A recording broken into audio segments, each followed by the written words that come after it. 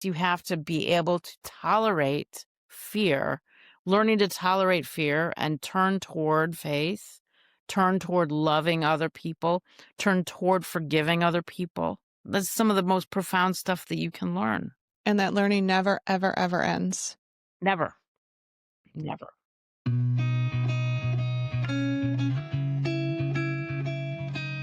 Hi, I'm Kristen Brunius, and this is the Overcomers Podcast. I am so excited for you to hear the stories of incredible people overcoming trials and turning them into triumphs. From everyday moms and dads to entrepreneurs to community leaders and beyond, you'll see how everyone has a story of overcoming, and those stories are what connect us all. Let's hop right in.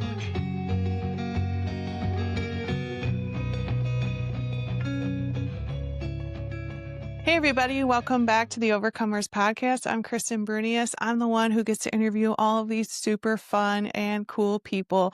And this week is no different. I got to hang out with Dr. Alison Caldwell-Andrews, who is one of the coolest, funniest, and nerdiest people I know. And every time I talk to her, I just take away something awesome. And this time was no different. I think you're going to walk away really understanding why you do the things you do, why your brain has this malware, what your malware is, and how it causes you to hold back from some of the successes you want, or to be stuck in a spiral of mental health or anxiety, or why you're unable to move forward with some of your goals. And I hope that you walk away with a lot of tools in your toolbox. I know I did. And I really walked away challenged and understanding myself a lot more. So I hope that you enjoy this episode. Do me a favor. As you're listening, if you hear something that just you're thinking to yourself, man, I really need to send this to somebody. There is no greater gift than to say to someone, hey, I was listening to this and it made me think of you. That's a great way of showing love. On top of that, that just gets the message out there that we're all overcomers and we're all going through things and we're doing it together and no one's better than anyone else. And these are just some more tools in your toolbox. So do me a favor. If there's something that strikes you as you're listening to Dr. Alison, send it over. It helps spread the word of the podcast. Also, we were just talking about mental health, and I just had it on my mind today to talk a little bit about the product Adaptable from Soul Naturals. It's a capsule. It has 6 adaptogenic herbs in it, plus St. John's wort. And for years and years and years, I clung to this supplement like a life vest, or like a lifesaver. And it was something that, as I work through panic attacks and anxiety attacks, and I was just really struggling in the mental health field, it was something that really, really helped me a lot. So if you are listening and you're in that place now, as I'll talk about with Dr. Alison, mental health, or really any kind of health, physical health as well, it depends on a 3-legged stool. You still need good nutrition and movement and water, but supplements can be a part of that. And so if this sounds like something you can use, check it out at soulnaturals.com/Kristen, SOLLE naturals /KRISTEN. If you are a new customer, or if you're new to Soul Naturals, use my coupon code Kristen for $10 off, and check out Adaptable. It may be that tool in your toolbox that can make a huge difference in your mental health. I know it did for me. So the sponsor this week is Adaptable. I hope you check it out, and let's hop right into the episode. Hey, everybody. Welcome back to the Overcomers Podcast. This week, we have someone who is very special to me. She is someone who came into my life. We're getting up almost on a decade now, Dr. Alison. Wow. Can you believe that? And we came to know each other through my company, Soul Naturals. She is one of the smartest people in the room, and she's also incredibly hilarious. And I can think of so many times over the years where she has just been a listening ear for me to speak knowledge and truth, and to give me some gut checks when I need it, but also is just, like I said, hilarious and funny, and gives really, really good book recommendations as well. Oh, and TV shows. You have some great TV show recommendations too. So, Dr. Alison, it is a pleasure to have you on the Overcomers Podcast. you are just so full of knowledge on so many different subjects. So let's just get the credential part out of the way. I've already said all these amazing things about you, but you also were formerly at the Yale School of Medicine. You're currently at University of Virginia, correct? Southern Virginia University. Southern Virginia. Similar names, different order, very Yeah. different than University of Virginia. Yeah. Okay. Very small, private liberal arts college, Yeah. school, university. Yeah. Yeah. And I am really, really jealous of your students because I would just So love to be a nice. fly on the wall for one of your classes because I bet you they are super fun. I think they're super fun. From what I hear, some of the classes my students are very engaged in. Some of the other classes, they're playing video games. So, you could pick. Yeah, well, I kind of feel like that's any college because, their brain isn't fully developed and, I Right. know I wasted a lot of time when I was in college. Now, grad school on the other hand, I was like, well, this is really expensive. I should make sure I go to class. Hmm. I should actually pay attention, but college not so much. So, I think in grad school, you want to. You're really motivated. Undergrad, a lot of people are just doing it because that's the thing you do. But you choose to go to grad school. And I know when I went to grad school, I was a single parent, which I don't recommend in terms of going to grad school. It's hard, hard, hard. You know, it's, and yeah, my goal was learn everything I can as quickly as I can so I can stop paying for this and start earning some money. Yeah. yeah, education is crazy. I actually was just having a conversation with one of my daughter's friends last night.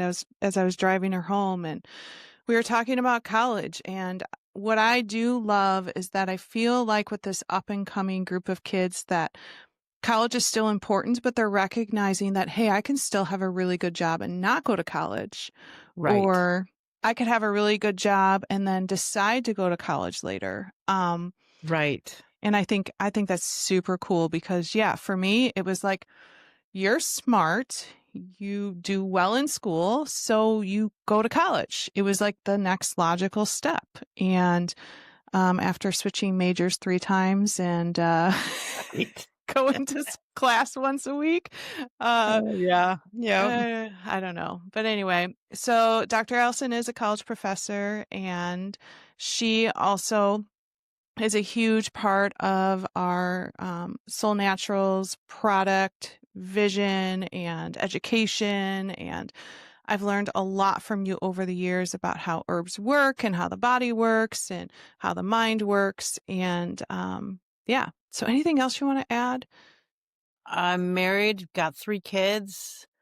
Two of my kids are married, so it's kind of like I have 5 kids because they're all family. And then the best is I have 2 granddaughters, I can't and believe that. Yeah. if anyone has known me over the past couple of years, they know that I'm just obsessed Yeah. with them. Totally obsessed. I had no idea how obsessed I would become. Hilarious. Being a grandma seriously has to be just a blast. It is serious. I mean, like when you fall in love and you're like 17 and you're thinking of the guy all the time, and you've got pictures and you look at the pictures, you're like, oh, I'm like that with them, the granddaughters. I look at pictures. Oh, I like my husband and I will lay in bed at night looking at videos and pictures of our grandkids. We'll just there are some we'll watch 14 times in a row. It's so fun. That's amazing. I hope Ron's okay with me telling this story. I'm sure he won't care, I'm but sure he's fine. I'll just her tell you. husband is also one of my favorite people. So we were just recently at a leadership conference in Gatlinburg, and in the living room, there's a TV on the wall, and all of a sudden I look up, and literally he had changed like the screensaver to pictures of his grandkids. So he is equally obsessed with his granddaughters as well. But well, thank you for being here. And today we're going Thank to talk you. Yeah. about one of the books you've written. How many books have you written in total? I actually would have to count them. I don't know. I'd have to count. Yeah. Do you want me to count right now?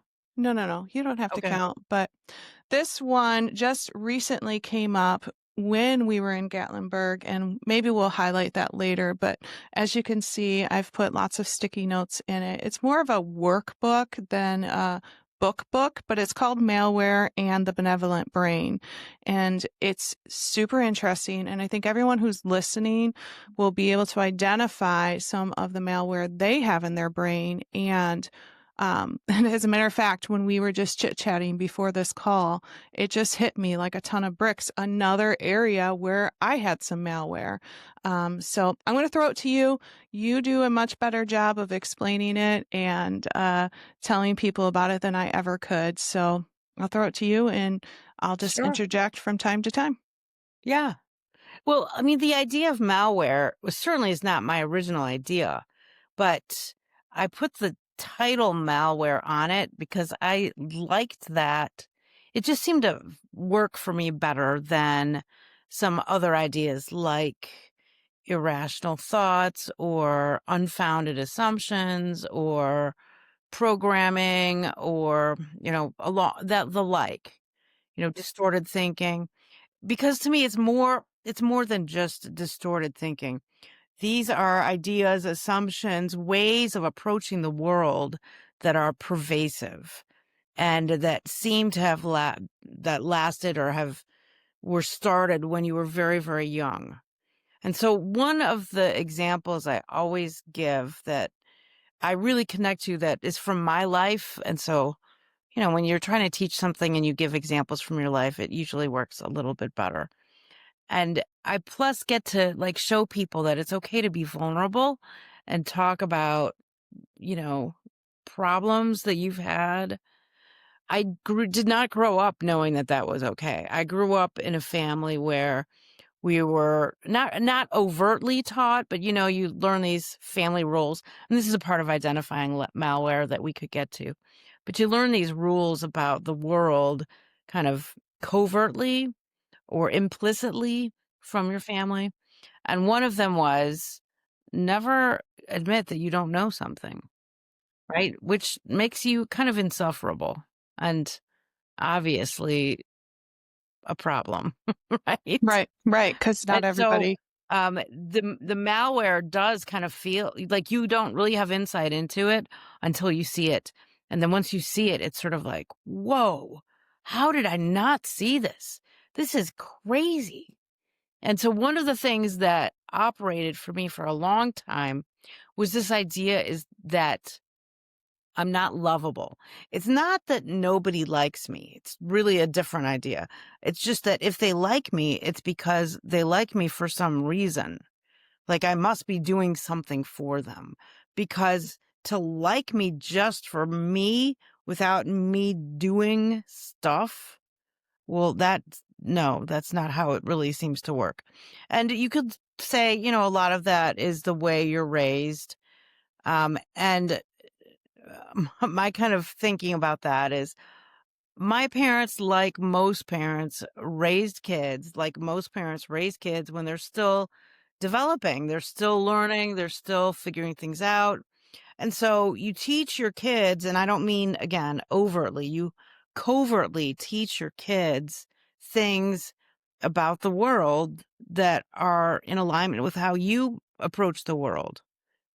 And, or you can say, okay, this is what I learned growing up. This is ain't gonna happen. Ain't gonna happen. So I'm going to definitely work on changing this for my kids. And so one of the words for that is like you're a transitional figure and sometimes people can change huge things, and sometimes they change little things.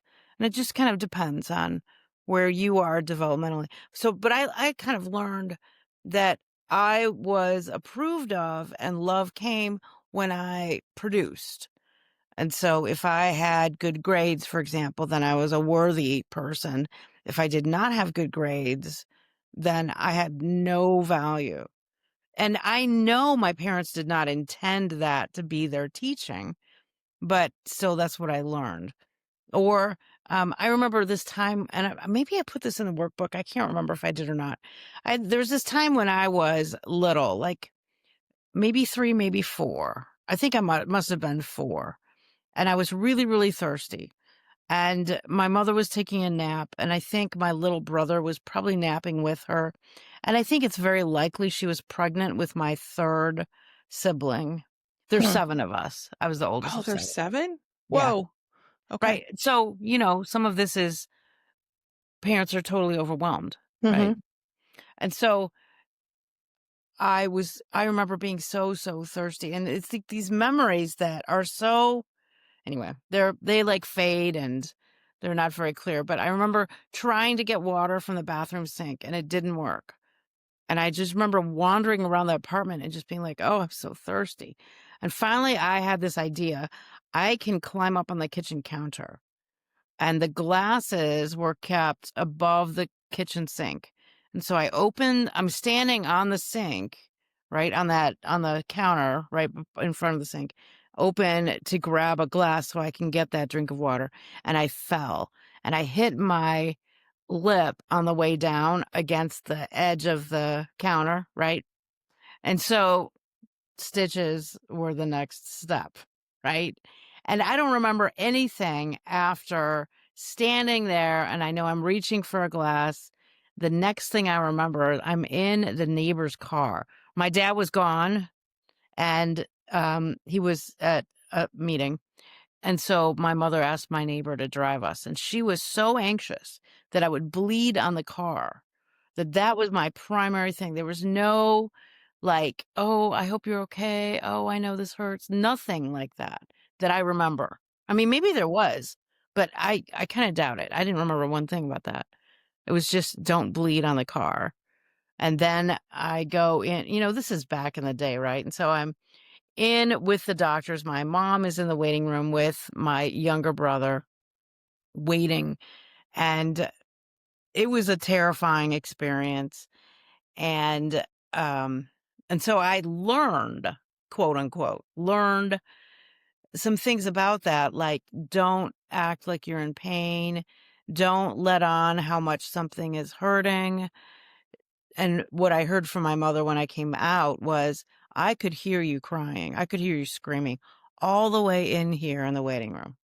Right. And So so crying I is bad. learned. Hmm. Yeah. Mhm. Yeah. Yeah. Right. And, um, not lovable. Right. And then it just kind of progressed. Part of it is the way my mind caught hold of it. And then part of it is what my parents did. And so we can't blame everything on our parents. We can't blame everything on ourselves. It's this connection that we have, this kind of circumstance that gets built because our parents are a product of their parents, are a product of their parents, etc. People make a difference. People make transitions. They change. I have this colander theory of parenting where I talk about how you block out the big rocks and then the little rocks fall through the colander to your kids, right? And so I think, man, I'm really grateful for the big rocks that my parents blocked out. And there's lots of little rocks that fell through that I considered big rocks that I blocked out for my kids. And there are lots of little rocks that fell through that they are going to have to look at and say, oh my goodness, my mother did this. And I'll be like, that's right. I sure did. But aren't you glad I didn't do XYZ? Right. And so, because we're all in the process of developing, and because I think that's the plan, when I think here, God sent us to earth here, there are no perfect parents that exist. And so, part of God's plan is that we are all parented imperfectly for reasons, because there's a lot to be said for growth. And so, like, to the point of your whole entire podcast, Overcomers, this is what we're about. And how do we overcome? Who do we lean on? Where do we get strength from? What do we learn? So anyway, back to me being unlovable. That was one of the kind of life forming malwares. I don't know if that's even grammatically correct, but It was a It works for malware. me. It works. Okay, good. We'll write it in our own the dictionary of Kristen and Allison. So I just learned that I was not lovable, and this pervaded my life. So it changed the way I had relationships. And I already wasn't good at having relationships because of the way I was raised. And my parents, neither of them were good at having relationships or friendships or finding any value in friendships or relationships. And so socially, I had like nothing to grow up with. We went to church, and that was and then I went to school, right? We all went to school. And whatever you learn in school and church and in at home is sometimes tempered by other social activities that really didn't have. So so I don't know, maybe I'm talking too long about this, but No, no, I no, feel you're like not. the example I give is this woman that I want to become friends with when I was in my late 30s.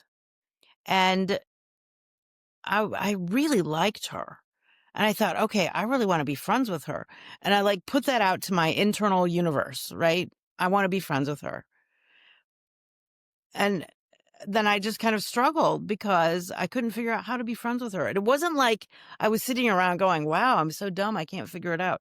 It was that it didn't occur to me. And that's really like the malware idea. It just does. It's so hidden. It didn't occur to me that the way to create a friend is like call them up, talk to them, say, hey, how are you doing? What's up? Just thinking about you. Wondered if you're doing okay.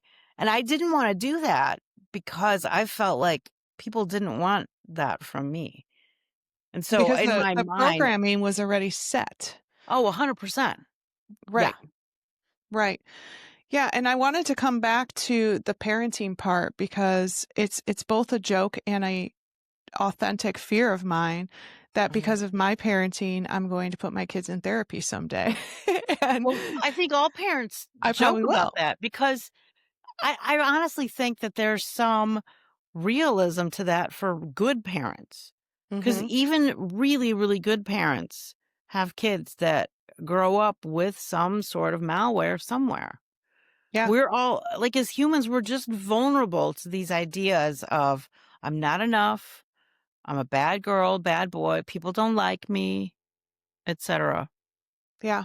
Yeah, and it's and I guess what I always say to myself is, there was stuff that was passed down to me from my parents that then I can try to pivot and say, okay, I'm going to take the good things they gave me, but I also got the bad. And now I'm going to pivot and I'm going to try to give as much of the good to my kids. But Right, then in that, there's, like you said, there's still going to be trickles or sometimes floods of bad decisions that I'm going to make as a parent.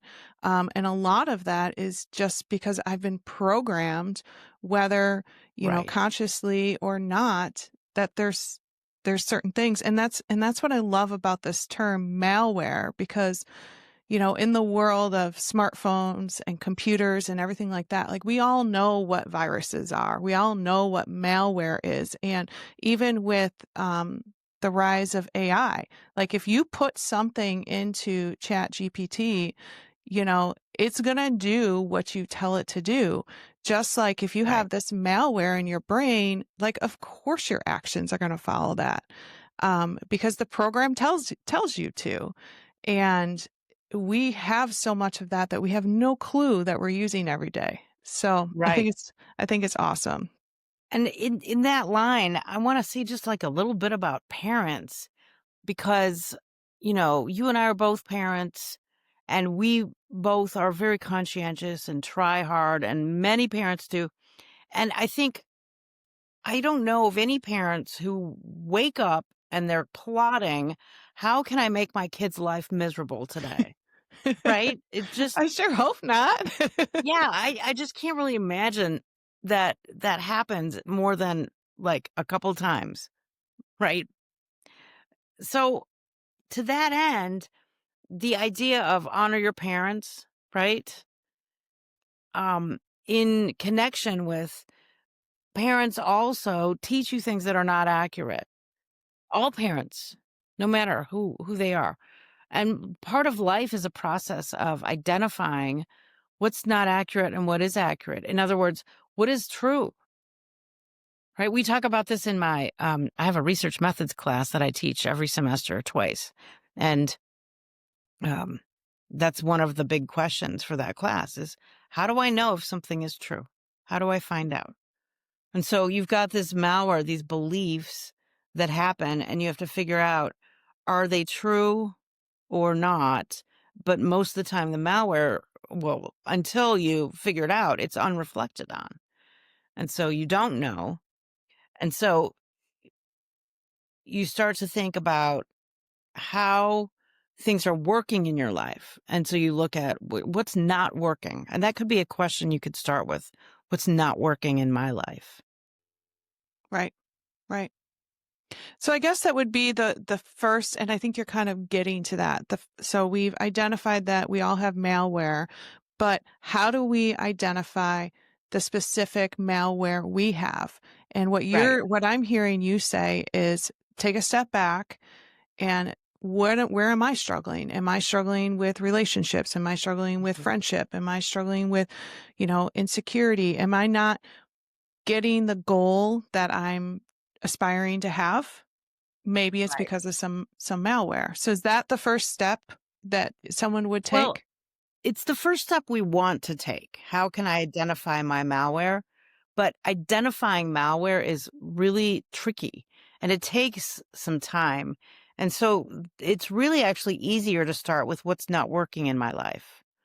And so you're looking at the results. And so if you've got this circle, and on your top left, you have malware. And that malware, then you draw an arrow to the top right of the circle. And so you're going from one side to the next. The malware then leads to what I call reactive behaviors. And so they're not behaviors that are conscious or thought about at all. They are just reactive. You just do them and you don't realize you're reacting to your assumptions. You just do them because that's how you do, right? As my neighbor down the street says, Because straight that's out how of you do. Appalachia. It's, this is how we do, right? I, Works for I'm me. taking that over. I love it. It's it's how he does. And so we do that. We react. So I call those reactive behaviors. So in my unlovable example, one reactive behavior would be I don't call people because I don't want them to have to suffer through talking to me. Right. And so in my imagination, my friend or my wished for friend, I call her. She looks at the phone. She's like, oh, it's Allison. How charitable am I feeling today? Oh, I guess I'm feeling charitable enough. Hi, Allison. How are you? Great to hear from you. Right. And so in my mind, I'm imagining that she's not sincere. And the thing that kills me is that what happens is when you start to look at what am I saying about her that's not accurate? Like I am assuming that she's being insincere. I'm assuming she doesn't really want to talk to me unless she's feeling super charitable. That is not her. That is kind of something I need to apologize to her for. I'm making her into a person that she's not. And so there's a whole list of reactive behaviors that would go beyond not calling people, or if she would often invite me out to lunch with another friend of hers. And I would just kind of assume that they were having their charity lunch for me, right? Let's go put up with her for a little bit because we're good Christian people, right? Not Right. because we like her. Right. Right. And Yeah. Oh, go ahead. well, yeah. So the results are what I'm looking at. The results are she's not really my friend. And so if I'm looking at what in my life that is not working, that's really the first thing you see is that result. I don't really have a lot of friends. Might have been that result. Well, why do I not have friends? Because people don't like me. Oh, you're unlovable, right? Right. Right. And then once you get to that malware that says you're unlovable, we don't just stop there. What do we do with that? Well, what you do, you see it, and then you start to observe all the reactive behaviors that you do. And then you can kind of sketch out that cycle and you can see, oh, this is misery. This is total misery. I have these beliefs. The beliefs drive reactive behaviors that creates a result. And usually, I actually haven't found it to not be the case, but I'm always open for more data, right? Usually what happens is the results then supports the malware. And so I don't have friends. Why do you not have friends? Because I'm unlovable. And so I'm unlovable, so I don't call people back. And I don't invite them into my house. And I don't go do stuff for them because I don't want to foist myself on them. Right. And so then the result is I don't have friends, which means I'm unlovable. Right. So you can see Exactly. the cycle. Yeah. Yeah. Right. So you can sketch that out. Then the next step is really to look at what result you do want. And this is hard for people because it creates a tremendous amount of anxiety. And so if the result I want is I want a friend, then you could say, all right, well, what are 5 or 10 things what are 5 or 10 behaviors that people do that will create friendship? Well, and this is something you don't have to like figure out in your head. These days, you could, if you can search on Google pretty well, you could probably come up with a lot of those or all of them. There are books written a lot on how to have relationships. Right. And because the way I grew up was relationships are not important, like across the board, relationships are not important. And your time is better spent like cleaning or something or doing homework, as long as it's the appropriate, good kind of homework, nothing fun.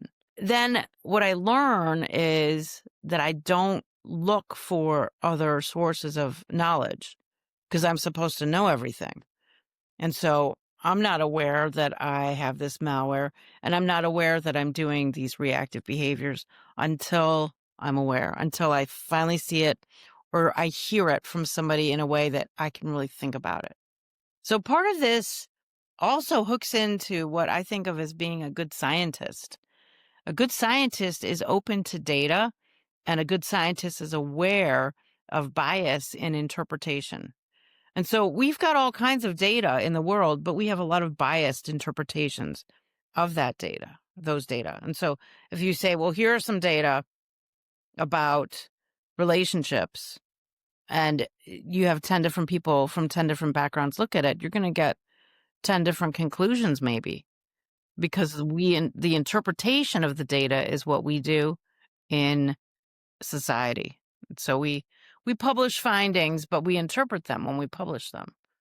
Hey, real quick, interrupting the episode to remind you to go to soulnaturals.com/Kristen and check out that product Adaptable. I know Dr. Allison and I have talked a lot about mental health, and for me, that was a significant tool in my toolbox that I used for many years. So if you are struggling with mental health or someone in your life is, direct them to soulnaturals.com/Kristen and check out Adaptable. It just might be that tool that you're missing in your toolbox, and it might make all the difference. All right, let's hop back into the episode. But what I found really interesting is I think we underestimate how smart people are. And what I mean is that for those of people who are listening, I can already feel that their brains are moving, and Mhm. that it's once you identify that malware, your brain automatically starts to unravel it. And then it's so glaringly obvious. It's like, what's that phrase? Like, I can't unsee it. Um, Right. like once I'm told something, I see it everywhere. And, I know for me, once you introduced me to this concept, I started to notice little things in my life. Like, hard work is a big value system for me. Um, you know, lots of self-employment in my community. My parents are self-employed. My grandparents were self-employed. My husband, a lot of like hard work ethic. And I had programmed in my mind that if I sit and read a book or relax or anything like that during work hours, that's lazy, Mhm. Mhm. right? And I Right. carried that on me for years and years and years. Or if I took a nap, well, I had to take a nap because I'm lazy. And I had to call out that malware where my husband said, Kristen, you wake up at 5:30 in the morning and you pretty much go all day till 10 p.m. Like, please take a rest during the day. And he actually, what he said was, if you worked a 9 to 5, you would get a lunch break. I Well, don't get a in lunch in break. in a lot of places, you would get 2 15-minute or 2 30-minute breaks in addition. Right. Right. Right.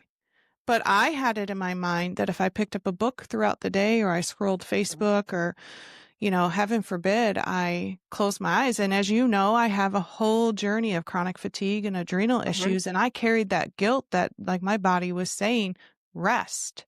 And it was that malware. And, other ones that I can think of that I'm sure a lot of people can relate to is like emotions are bad, that let's toughen up and, we just get through it. We sweep it under the rug. We don't cry about it. Similar to what you said with the emergency room. And it's not that anyone in my life ever said like being an emotional person is a terrible characteristic. As a matter of fact, a lot of my life I've been complimented on that I'm Right. compassionate.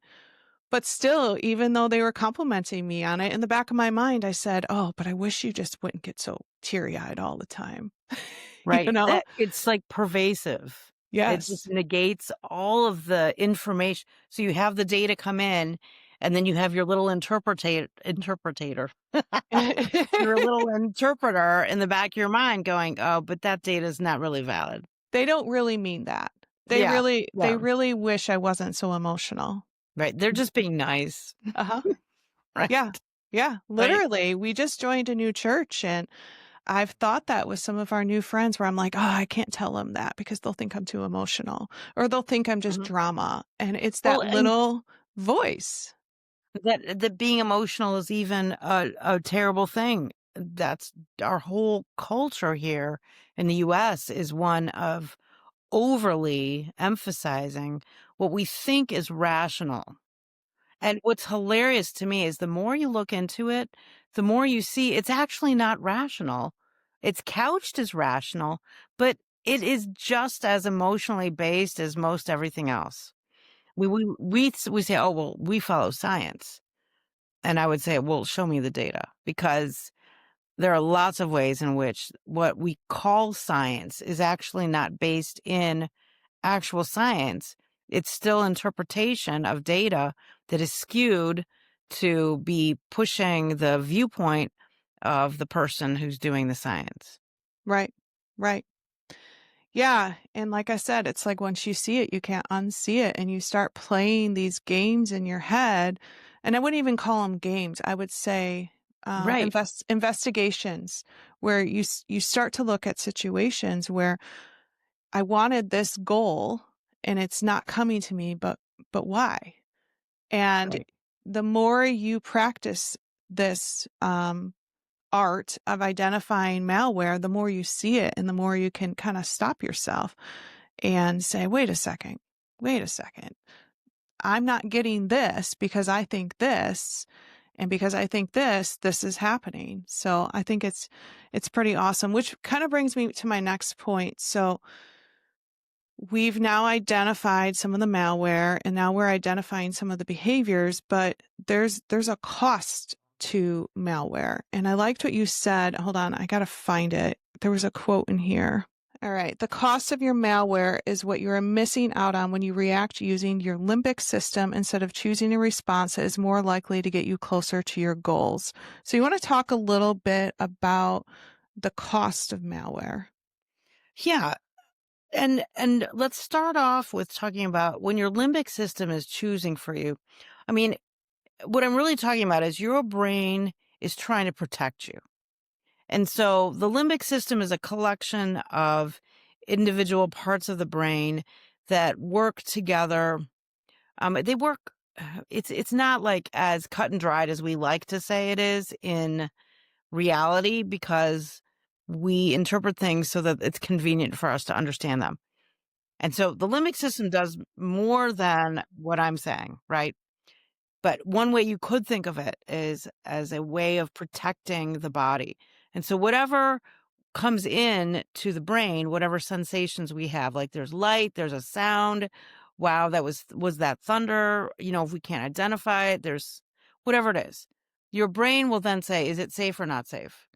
And if it's not safe, or your brain believes it's not safe, it it makes that judgment much of the time before it really gets farther than just your sensations. So your brain learns what's safe and what's not safe based on your experience. And so growing up, whatever was not safe, your brain will learn that as not safe. And you may not even verbalize it as not safe. And so your brain the whole time is trying to help you. And that's why I call it the benevolent brain. It's trying to help you. But a lot of the ways in which it tries to help you is by protecting you from what it's identified as not safe. But if that stuff really is safe and then you're avoiding it, sometimes you're missing out. Well, a lot of the times you're missing out on opportunities. And so that malware happens because you learn things when you're young that are not rational. And when you're young, your brain really operates developmentally differently. You don't have a rational mind like you do once you hit maybe like 10 years old or so. And so that or not pre-verbal, but that pre-rational thinking learning has a big impact on your behavior.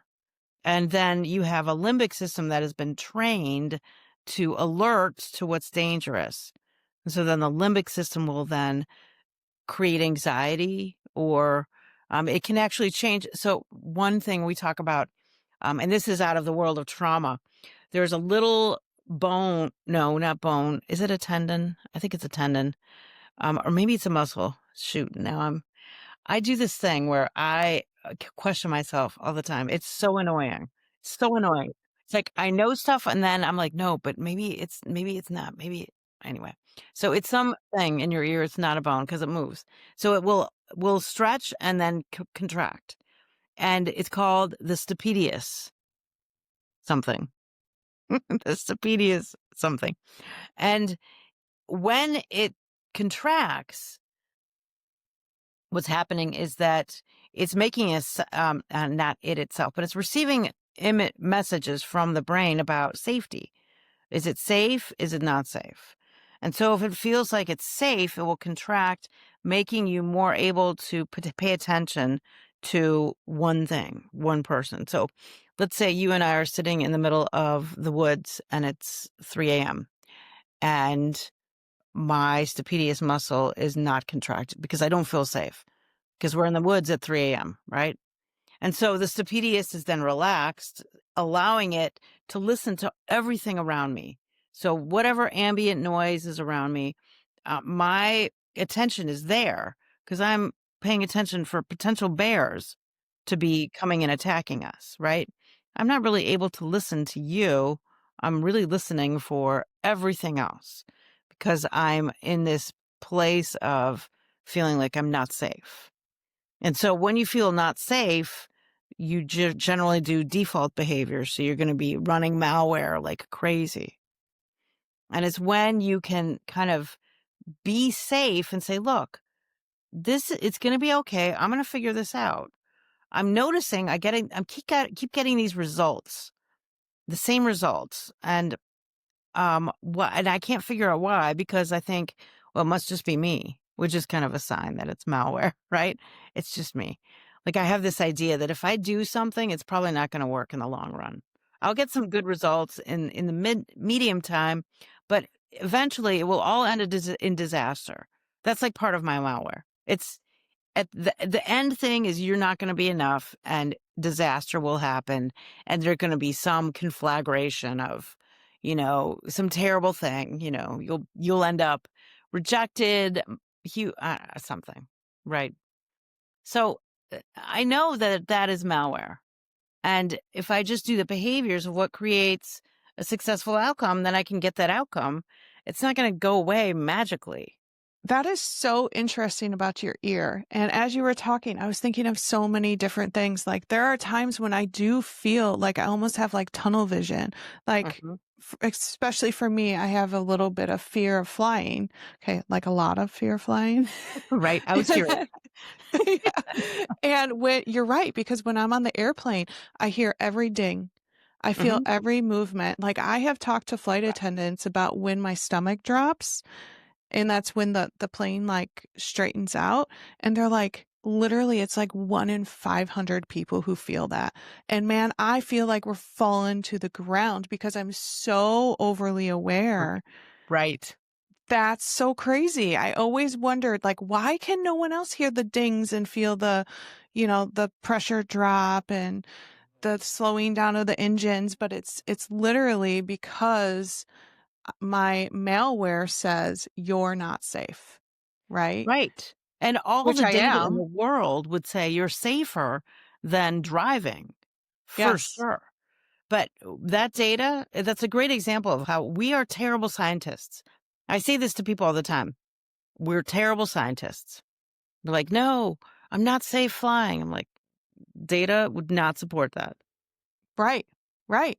And logically it makes no sense. And Right. I have spent so much time in therapy and talking to people and talking to pilots and even we mentioned earlier Kiwan, who was trying to remember, he was in the army, I believe, before his accident. That was a former episode, a few episodes back. And I even talked to him, and he flew planes. That's Yeah. what he did.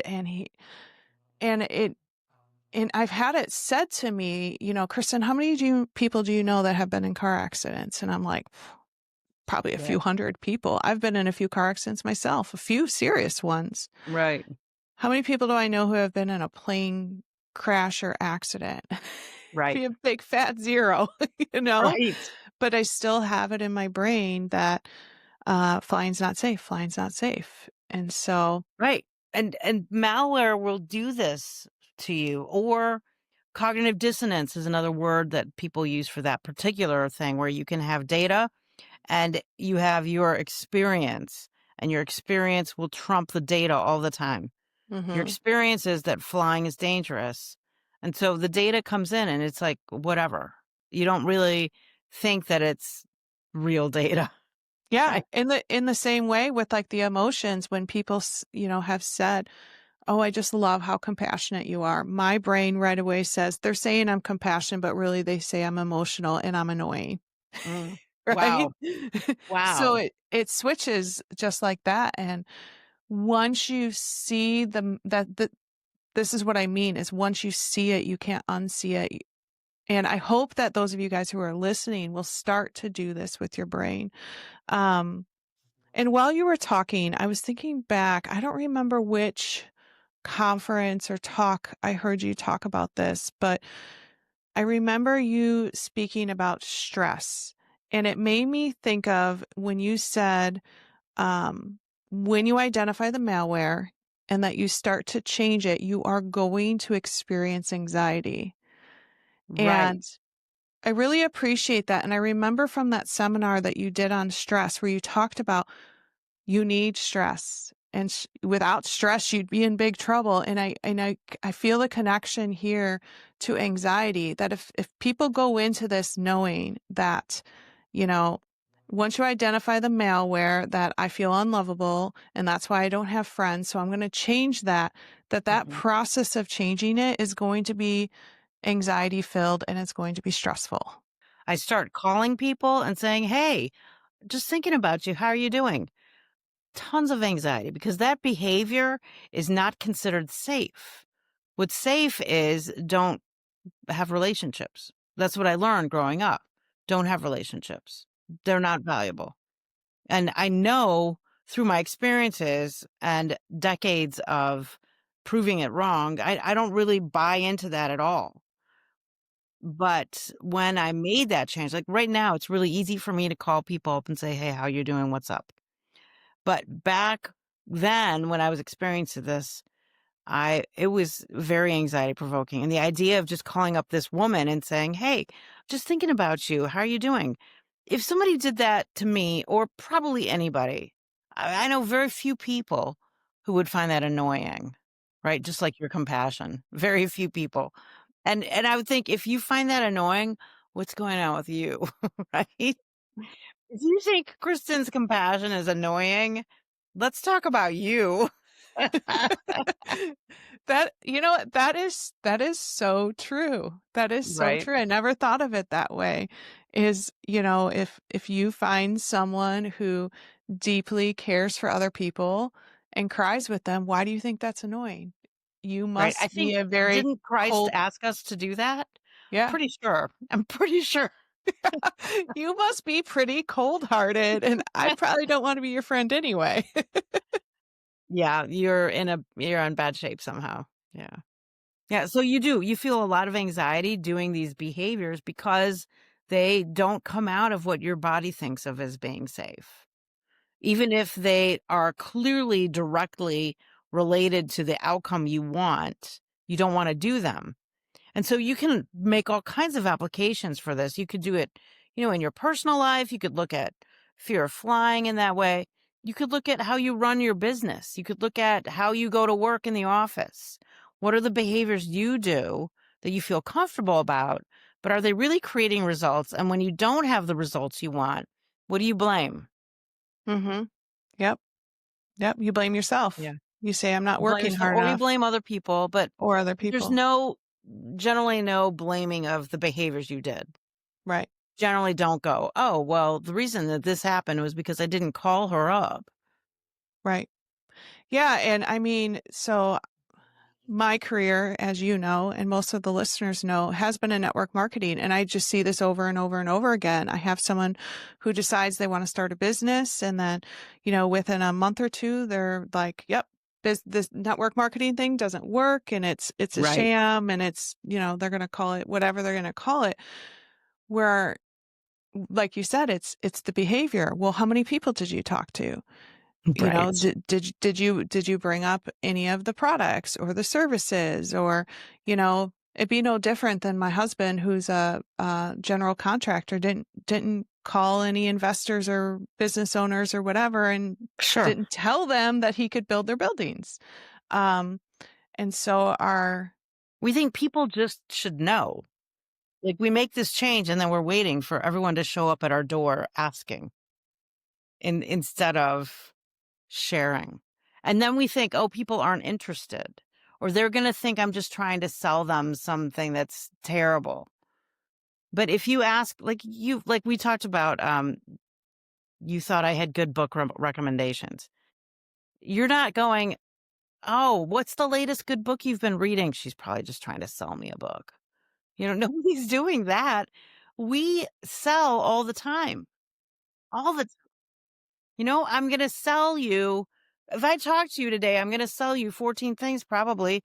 I'll be like, "Hey, I've been reading this book. There's this great TV show. I went to this wonderful restaurant. I had this thing for lunch." I'm sharing the stuff that I'm loving, and I'm not trying to sell you on it. But the second we do network marketing, a lot of us have this underlying fear that people are going to look at us and go, "Oh, you're just trying to get rich off me." And that's and that's just going to destroy your productive behavior, and it's not accurate. That's not what's happening. It's like, I've got something. I mean, well, it's true. There are some companies that are just looking to turn you into money. That is true. And so you have to learn how to identify and choose a good company, because some network marketing companies use you. That is yeah. true. But But you could say that about stores at the mall too. Some stores are just 100%. Well, crappy, low and maybe even quality. more so about stores at the mall or Right. things online. Yeah. Right. Yeah. Right. Yeah, that is. Oh, sorry, go ahead. We've all like scrolled TikTok or Facebook or Instagram. One of those three I don't have on my phone because my son does not permit it. He's the computer science expert for me. But you scroll it and you come across products all the time. They kind of get your number and they start shuffling products that they're like, "Oh, this will solve all your problems." And most of us have this experience of being very deeply skeptical. "Oh yeah, give me a break. I don't think so." You know, but when you're the one doing your own marketing. A lot of times it's hard to overcome the malware that gets in the way of you doing the behaviors that create success. And what we know about network marketing that is kind of interesting is that people who are a little more introverted are actually better at quote unquote selling things. And people who just love people and they just want the best for the person actually do pretty well. When it's clear that your interest in me is financial, I find that out, I turn off.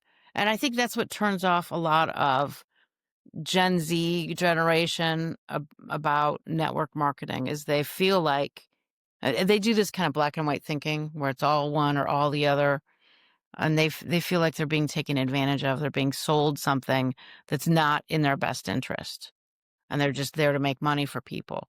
And so when you kind of believe maybe they'll think that, even if you're like, well, that's not true for me, but other people are all going to think that, then you're going to be doing reactive behaviors to manage that. And you're going to end up similarly with no results. I've seen it over and over and over again, and I've experienced it personally. You know, Right. we just worked through when we were in Tennessee a couple months ago. I had a reality check that I wasn't inviting anyone to an event because I was afraid to invite anyone to an event, because if I did invite anyone to an event, that opened me up to get hurt. So the Right. easier thing was just to not invite anyone, right? Right. And then you And justify it with all kinds of reasons that you right. think are rational, but they're really not the reasons. No, not at all. Not at all. And then when I took the action and I said, I'm going to put this malware to the side and I'm going to take out my phone, and I don't remember. I think I gave myself like 5 minutes on the clock, and I going to text 10 people. My Yeah. heart was racing. There was You were so much anxious. Right. anxiety. Right. And you're kind of opening yourself up to a different outcome. And Yeah. so the brain can't predict that outcome as easily. So you get really anxious. Yeah. Yeah. And it was anxiety ridden. And then when the results started to come in, that, oh, people would want to go to an event with me Hmm. because they do like spending time with me. And oh my And there's a gosh, lot things. of value here at this event. This is a valuable thing for people. Yes, yes. And every time somebody started to say, hey, give me more information, or hey, when is it? I was like, what? This is not what my brain said would happen. I Right. thought Your for brain sure this predicts. person would say no. Yeah. Right, right. Yeah, I love it. I love it. I've learned so much. Now, I just wanted to pivot real quick, because we're already 50 some minutes into this. I knew this time would go fast. Yeah. We're going to have to do this again. I just wanted to pivot real quick to the whole concept of mind body health. And so, as I said earlier in the episode, the way Dr. Allison and I got to know each other and became friends and colleagues is through Soul Naturals. And one of the things I love about her is that she is a clinical psychologist, but also is an herbalist. And I love your well-rounded approach, because through my own journey of mental health, I felt like it was often very categorized, like take this SSRI, or do this therapy, or take these supplements. And what I found in my own healing was that it was none and all of those things. I can't necessarily pinpoint just one thing that got me to where I am today. So talk a little bit about the three-legged stool, the mind body approach, why it is that you like herbs, and what you just take the floor, Right. Okay. I'm going to go back to this is what science is. Science is what do we see that works? What do the data show? And we interpret data in a variety of ways. But I would look back at my own experience when I was raised 100% conventional medical is the way it works. And this idea that people use supplements, well, they're just kind of nutty. Right. And so that was where I was. Maybe I would have thought vitamin C was okay. But vitamin C was something that was very, very conventional. I mean, it was in all the drugstores. People kind of knew you take vitamin C when you're sick, right? Except that if you look again at the data, the way we do it when we're sick isn't really useful. And so then you do studies on doing it in a not useful way and you don't come up with great results, but it's not because vitamin C is the problem. It's because the study didn't do it in a useful way. So, but I was raised, science is the best thing ever, right? And music, science and music, both. So I became a clinical psychologist and ended up getting a postdoc at Yale in the Department of Anesthesiology and running studies. And then I became faculty where I had a research faculty position, still running these studies. And changed a lot at that time because I had access to the Yale library, which meant that I could look up whatever I wanted to. Now, a lot of times I would go to the library. This is something new for Gen Zers. I would go to the library. I would look in the bookshelf or in the shelves, in the stacks, right? And look up the article. And then I would go copy it on the copy machine and bring it back to my office. Occasionally, we had at that point articles that were online, but very, very few. But I started reading way more articles than I'd ever read in my life, even in grad school. You read, stacks and stacks in grad school, but here I'm reading these articles and I'm finding out there's a lot of data that we ignore. And one of the things I started reading about was herbs. And I was shocked to find out there's all kinds of data out there that support herbs. And so I think, well, why don't people know this? It's right there. And I'd go see a doctor, PCP or whatever, and say, I'm having this cough, and I end up 3 different doctors, 3 different answers. None of their solutions worked. I go read in the literature and I'm looking at support for a variety of different herbal approaches. And I'm thinking, why is this not okay?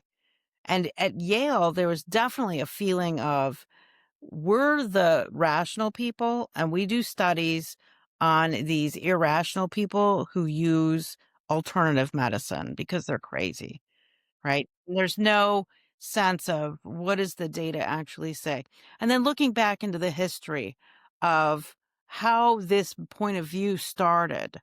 And if, the more, like I could teach a whole class on this history and how interesting it is that it's really never been about data. It's always been about power, money, interpretation. How can I get you to do what I want, really?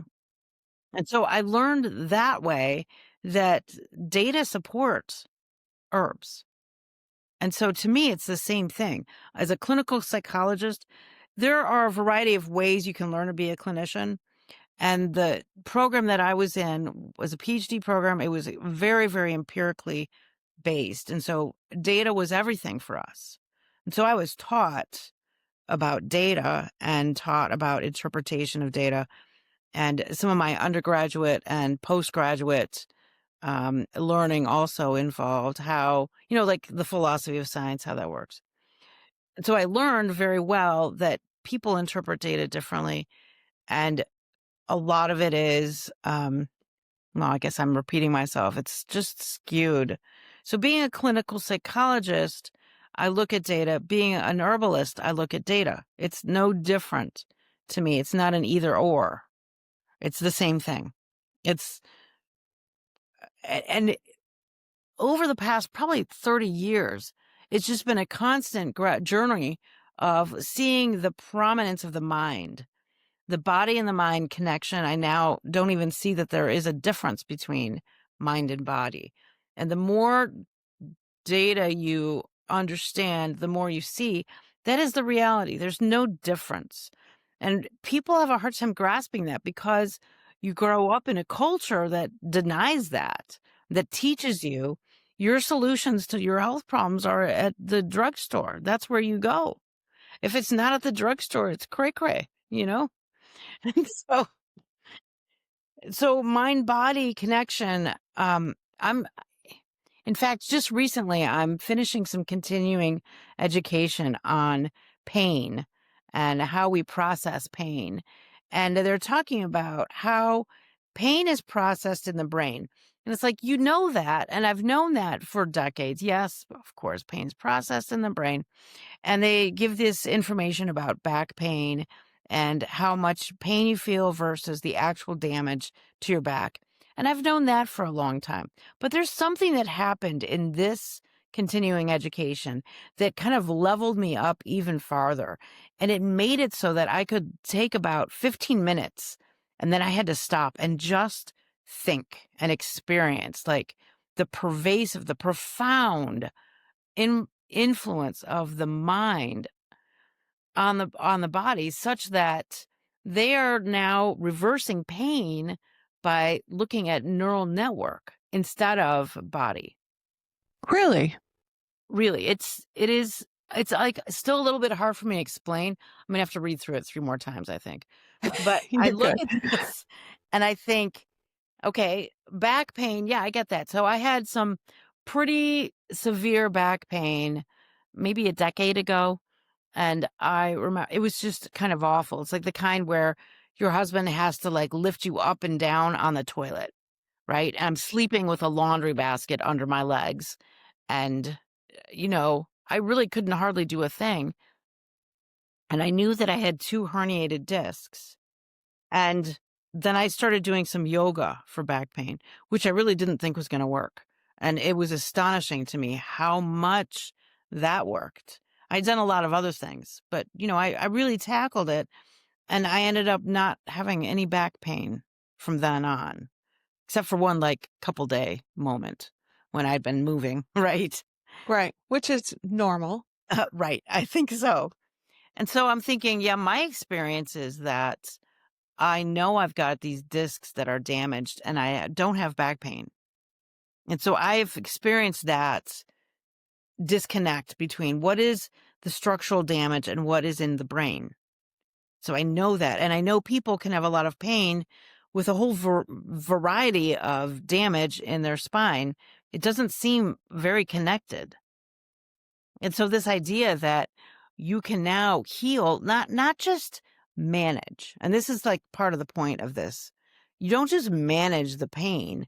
You can get rid of the pain by working with the brain. And I'm thinking, so I'm in the middle of writing a book about stress. Okay. And stress resilience and overcoming burnout or resisting or, recovering from whatever it is.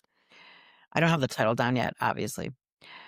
But the idea is, for me, is that stress also is like this. Stress is a neural network in your mind. And so you react to things that your brain has been primed to say, oh, this is too stressful for you. Again, and then it loops back. It's just like malware. It's the same idea. You're reacting in your mind to something, not based on data, but based on your assumptions about what things are. And they're assumptions that are generally uncovered. Right. Uncovered. No, Right. covered. They're hidden. Hidden. They're not Right. uncovered.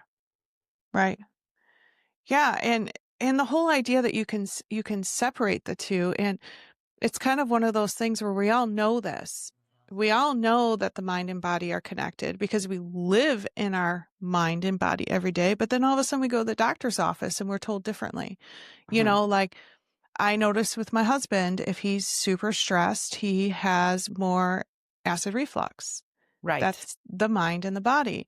Yeah. I notice that when, I'm stressed, I clench my jaw or I might have a headache or, when I'm a little bit more anxious, people, with IBS or IBD, a lot of Mhm. that's tied to anxiety. Like you run into the bathroom or you feel anxiety in your stomach or, the list could go on and on and on. Yet if I was to go to a doctor, I would be given something to just treat the symptoms and not getting at, well, what's going on? Like, why do you have those, digestive symptoms? And Or you so, just give it an antidepressant. or you're just given an antidepressant to make Right. it go That's away. that's the acknowledgement of the mind Right. is Right. here. Let's get you some more serotonin. But what we know also about serotonin is there are people with high amounts of serotonin who are very depressed. There are people with low serotonin who are not depressed. How do you even measure serotonin? You can Or do can it even be you can measured? do blood levels. I'm trying to think if there's another. I'm a terrible person to ask that question to. Yeah. That's where I would have to do recent reading and Yeah. look. I mean, I would just Google how do you measure serotonin. Right. No, I was just throwing that question out there because Yeah. I feel like some of the serotonin story was just a story that was told to, you know, Yeah, it for was. a certain objective. hmm And what the data show is not what the culture tells you. And so, for example, in the early 2000s or so, there was a guy named Irving Kirsch who worked at, I think, University of Connecticut, UConn, who, UConn, quick aside here, UConn has a great basketball team, right? And when I didn't live in Connecticut, I thought that it was UConn, YUKON. And it was always like a little bit of a mystery to me why such a great basketball team was located in like the Great White North. I couldn't figure that out. Then we moved to Connecticut, and one day I'm like, oh, oh, I felt so dumb. It was hilarious.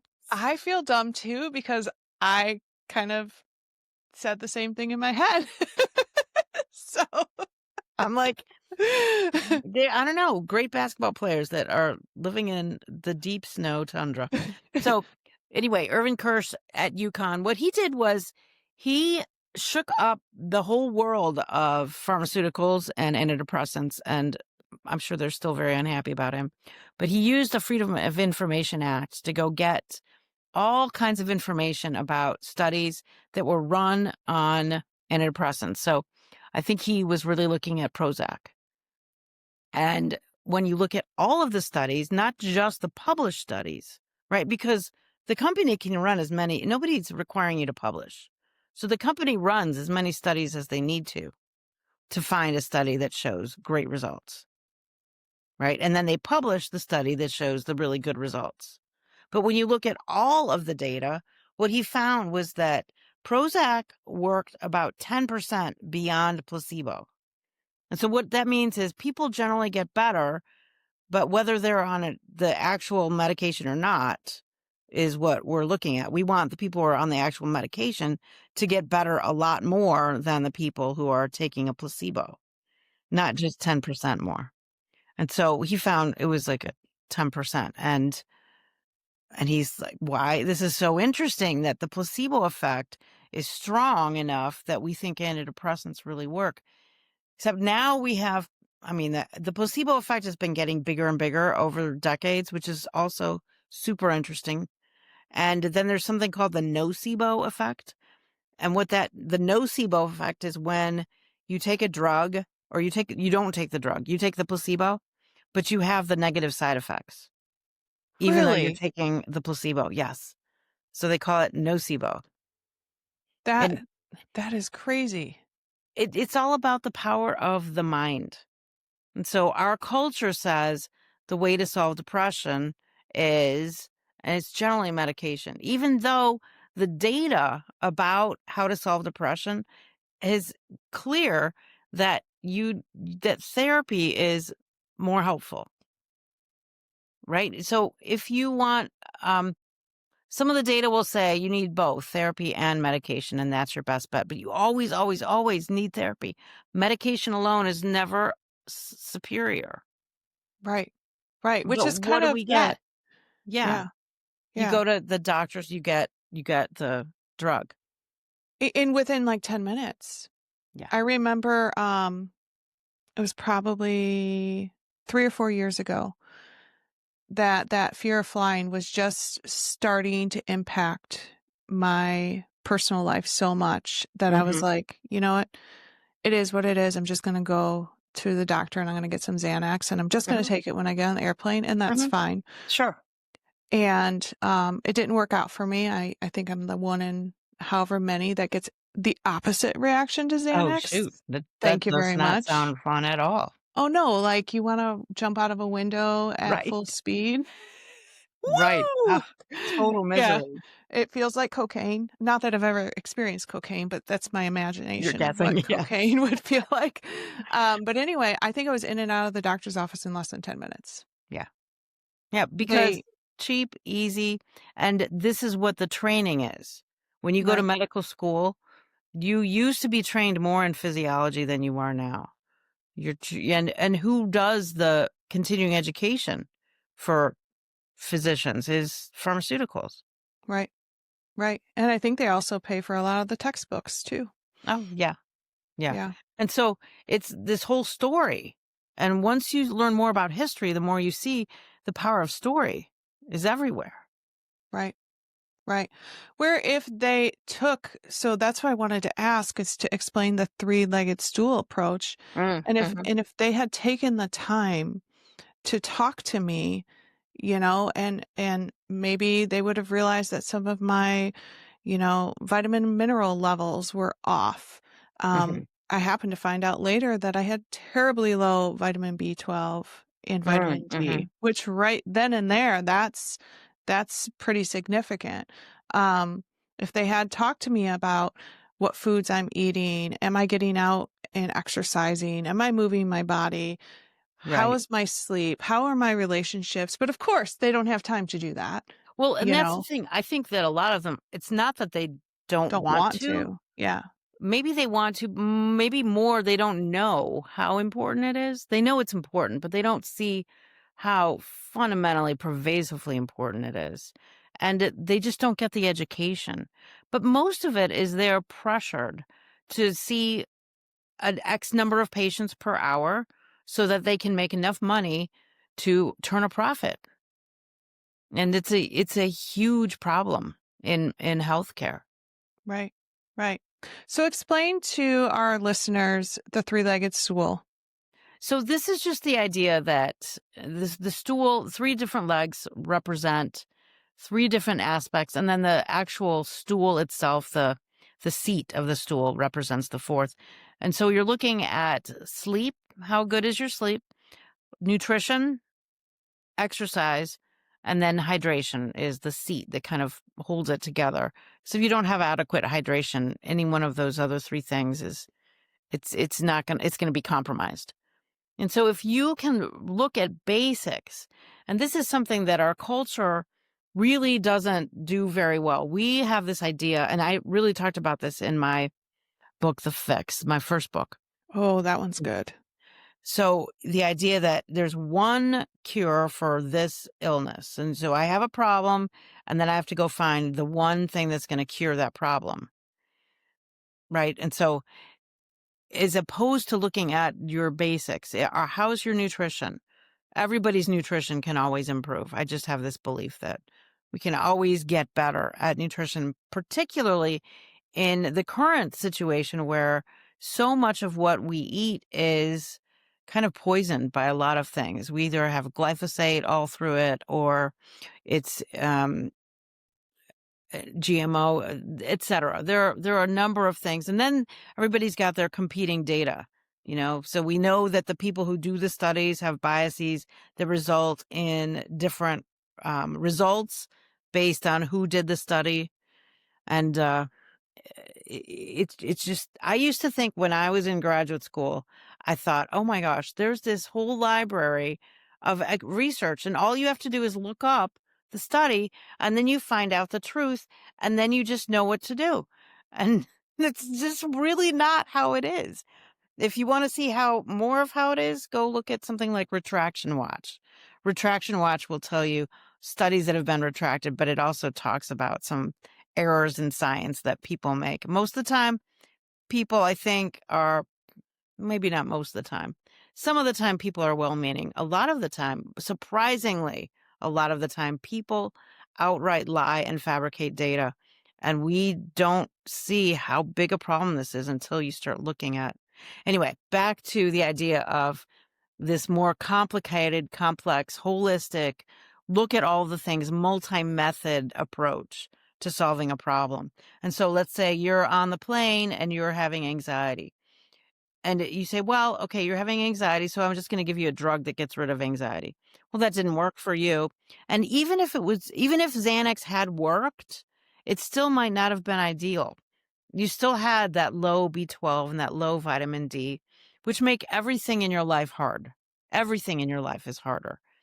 I've had experience with thyroid issues, which has been so valuable to me because I have been able to have like this really low functioning thyroid and think if I did not know 100% that this is a thyroid issue, I would think that I was clinically depressed, like super, super, super seriously depressed for no reason, apparently.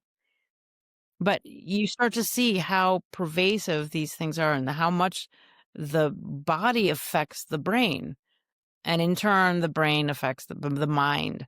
The mind affects the body. So nutrition, exercise, and sleep. I have my health psych class every spring term. They do a project on one of those, and they get to see the profound effect that doing something really targeted toward one of these three areas totally changes your life. It's just awesome. And they come back and they report. They'd spend the whole semester working on it. And then they have this report at the end about what their outcomes were, what their, it's pretty amazing. That is cool. And I actually was just listening to a podcast. I can't remember how many days of no sleep before your body goes into organ failure. I want to say it was 7 days because Yeah, it's not very many. I don't remember the um, number, but it's not very many. yeah, because it was, the podcast was talking about some of the torture programs that, some may or may not have used, including sleep torture. Right, And it's just horrendous what that does. And, right. and food, the behavior changes that we see in our kids when they Mm, get mm-hmm. crappy food, and even something as simple as you're traveling, you Yes. know, and Yeah. you could see it that quickly. So yeah, and I guess the reason I wanted to bring that up is because I do on social media talk a lot about the soul products, but I always try to make sure that my message is clear that none of that is possible, first and foremost, without a relationship with Christ. That has been the biggest change for me. And then it's all the other things. Like I've been in and out of therapy for years and years and years. Having someone to talk to makes a huge difference. I have tried medication. I, you know, wouldn't say it has been the most successful thing, but um, getting out and going for a walk is one of the biggest game changers for me. My whole mood can change in 15 to 20 minutes just by Right, walking. right. Um, the food that you eat, the quality makes a huge difference. Too much caffeine, that can really throw you over the edge. For me, I noticed a big thing with artificial sweeteners. Yeah, Those were not good for me. right.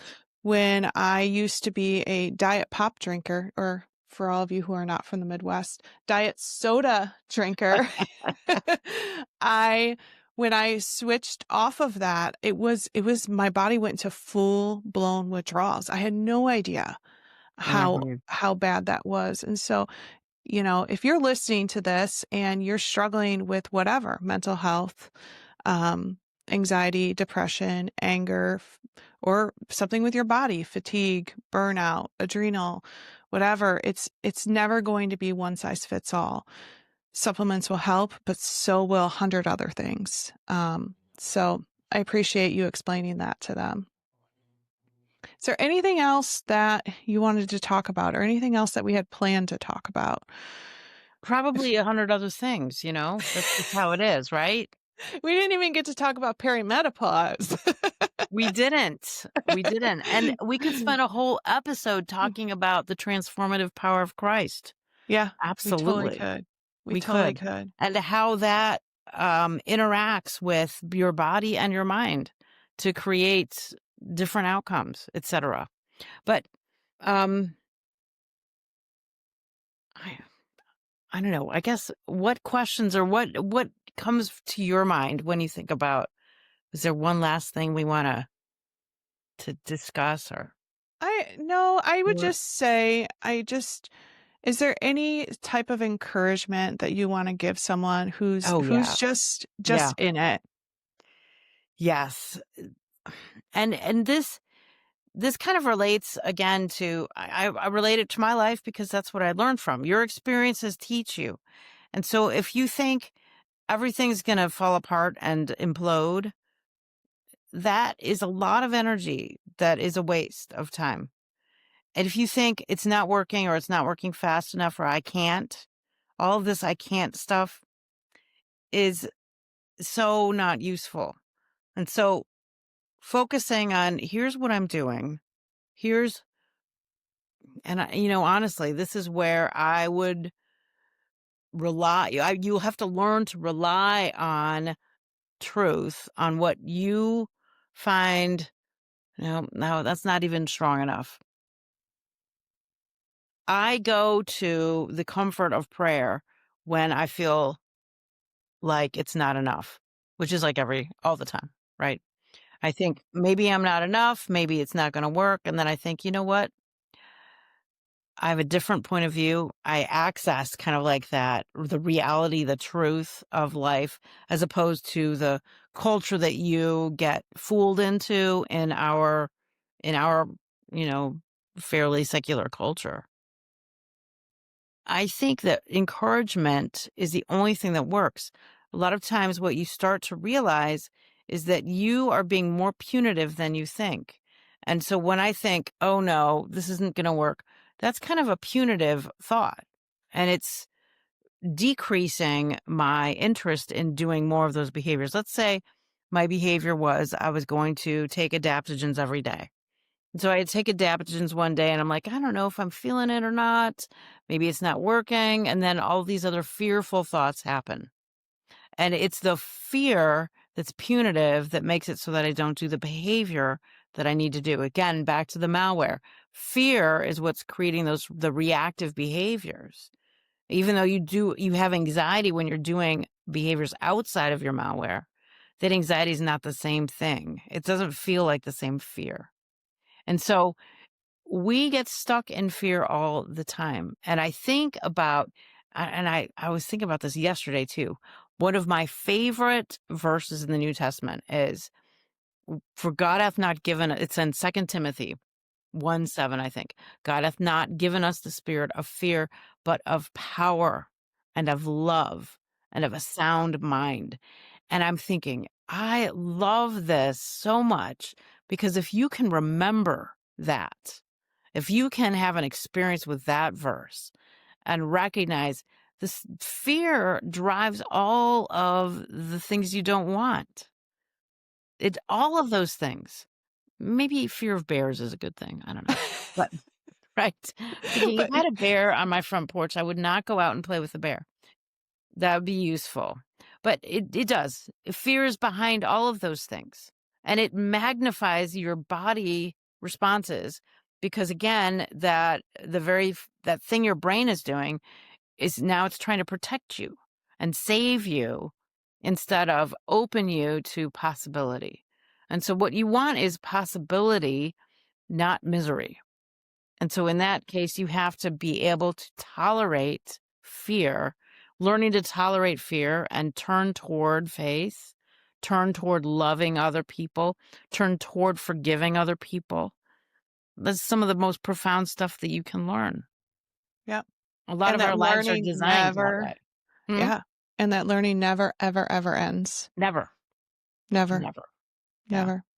And Well, that I'm so grateful for it because man, doesn't it make my life so much more interesting? Than if I was just, like, gonna be afraid all the time. That's really a boring life. yeah, yeah, you're right. That's a great way to look at it. I like that. Well, Dr. Allison, always a pleasure. Can't wait to have you on again. This is fun. And I would love to come back. Yeah. awesome. Awesome. We'll see you guys next week. All Bye. right.